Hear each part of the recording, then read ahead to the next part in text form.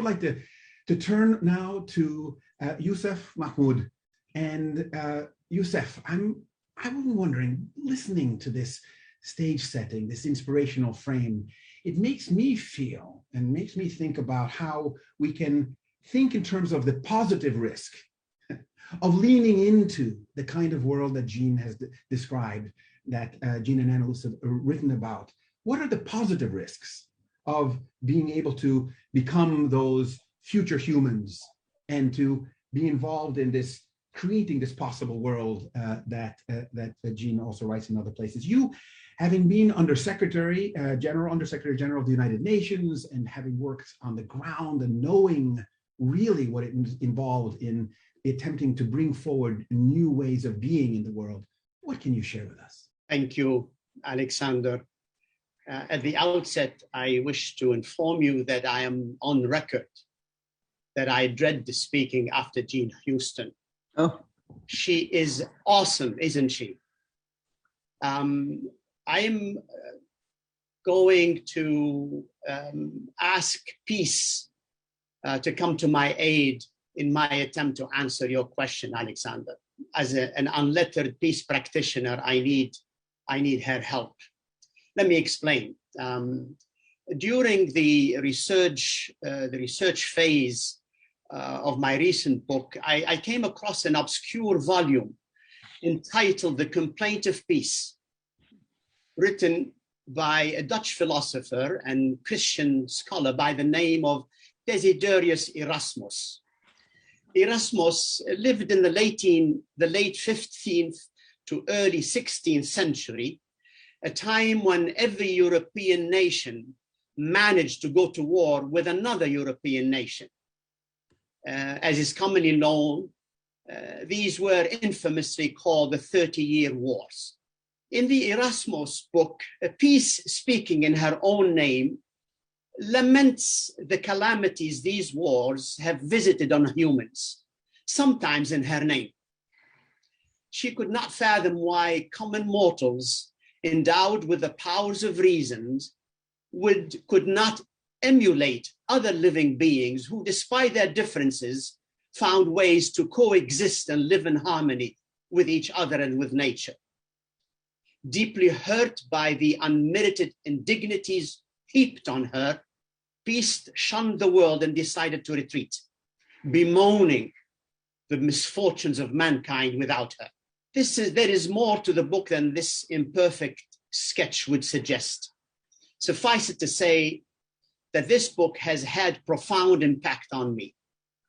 It made me wonder, what would I say to Peace if I were to encounter her now, 5 centuries later, about the human race's inveterate inability to save successive generations from the scourge of war? Would she be satisfied if I were to triumphantly inform her that the United Nations has prevented a third world war, knowing fully well that we are living in a time when deterrence and organized violence, not diplomacy, seem to be the new norm? A time when in many corners of the globe, the earth has been scarred beyond recognition, and she too was about to take leave.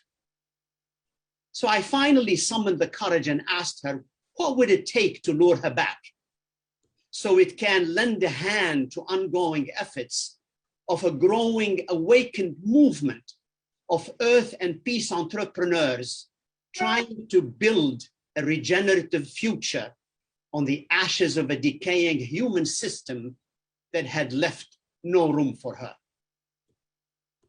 To egg her on, I shared with her recent positive advances in scholarship conducted in her name and pointed to the number of societies who managed to remain oases of peace despite internal contradictions and external pressures.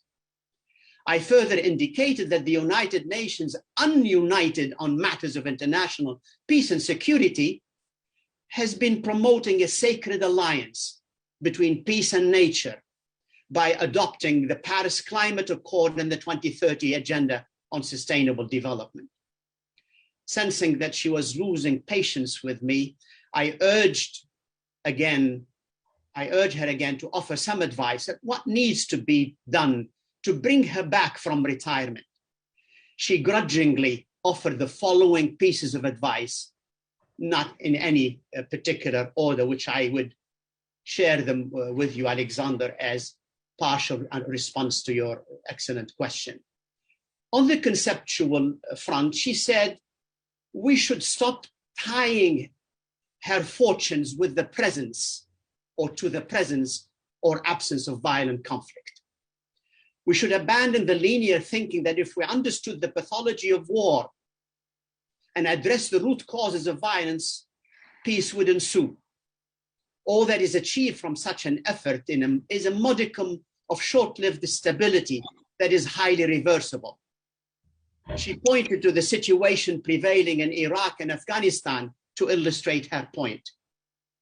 A victor's peace, she intoned, is no peace. Peace is a dynamic and complex process of becoming, rather than an externally driven end state. Like a tree, it grows from the bottom up. To thrive, it needs to be nurtured from the inside out. It does not survive when the governance core is rotten. Peace thrives when there are inclusive, transparent, and accountable systems that enable people to meet their basic human needs and dignity, relate to others without fear, and prosper within the natural boundaries of other living systems. Peace should be treated as a common public good, permeating all spheres of life. It needs to be made a deliberate policy objective of any state and should be treated a meta policy that builds on and accounts for all other policies. The mandate to sustain peace should be housed at the apex of national and local government structures, coordinated where relevant by an empowered Ministry of Peace.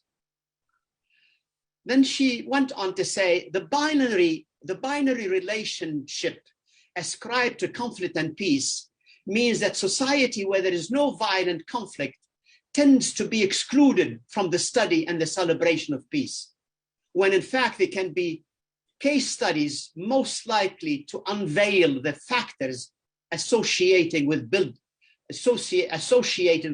and sustaining peace. Given that peace is both an enabler and outcome of the Earth Agora, she recommends the organization of a global symposium of peaceful nations in the margins of the next Agora. Peace entrepreneurs of all ages and gender will gather to share their society's relative success in promoting peace at home and abroad, and identify the leadership, governance, and integral development opportunities that the next and current generation of change could seize to further global peace. And as a parting advice, she said that for all the above to materialize, every effort should be made to unleash the feminine leadership potential of women.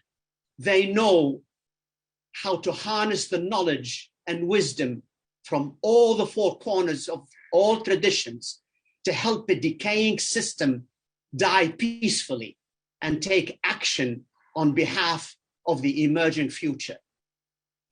To drive her point home, she drew from a famous allegory. She remarked that for centuries, the humanity bird has been flying with one wing, the masculine wing, with the feminine wing truncated, nearing atrophy.